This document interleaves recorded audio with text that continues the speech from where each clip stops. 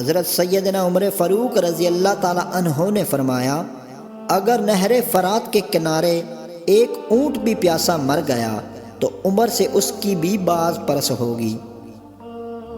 حضرت عمر فاروق رضی اللہ تعالی عنہ نے فرمایا آج کا کام کل پر مت ڈالو۔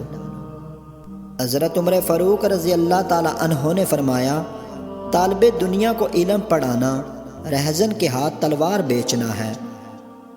حضرت عمر فاروق رضی اللہ تعالی عنہ نے فرمایا اوروں کی فکر میں اپنے آپ کو مت بھول جاؤ۔ حضرت عمر فاروق رضی اللہ تعالی عنہ نے فرمایا اگر میں ایسی حالت میں مر جاؤں کہ اپنی محنت سے روزی تلاش کرتا ہوں تو مجھے اس سے زیادہ پسند ہے کہ خدا کی راہ میں نمازی ہو کر مروں۔ حضرت عمر فاروق رضی اللہ تعالی عنہ نے فرمایا مومن نہ کسی کو دھوکہ دیتا ہے اور نہ کسی سے دھوکہ کھاتا ہے۔